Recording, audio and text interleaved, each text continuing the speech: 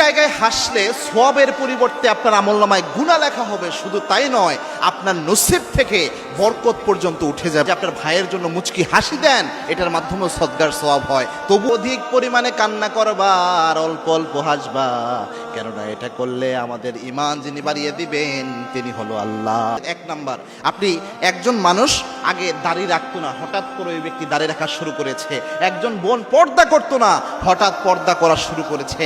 ওই ব্যক্তিকে যে নিয়ে যদি আপনি হাসি ঠাট্টা করেন, যে দাড়ি রেখেছে তাকে যদি আপনি বলেন কিরে মোল্লা হয়ে গেল। দুই নাম্বার হচ্ছে, যদি কখনো এমন হয় যে আপনি নামাজে দাঁড়িয়েছেন, নামাজে দাঁড়ানো অবস্থায় আশেপাশে দুষ্টামি করতেছে বন্ধু বান্ধব, ওই অবস্থায় কখনো হাসা যাবে না। নামাজে দাঁড়ানো অবস্থায় যদি হাসি এসে যায়, অট্ট হাসি দিয়ে দিলে কিন্তু ওযু পর্যন্ত নষ্ট হয়ে যায়। তিন নাম্বার হচ্ছে, আপনি কারো চেহারা দেখে, কেউ একটু খাটো, কেউ একটু অধিক লম্বা, কেউ একটু বেটে কিসিমের অথবা একটু মোটা, এরকম অনেক কিছু রয়েছে, কোনো কিছু নিয়ে আপনি হাসাহাসি করতে পারবেন না। টিটকারি করা, হাসাহাসি করা, এটা করলে আপনার আমলনামায় গুনাহ লেখা হবে।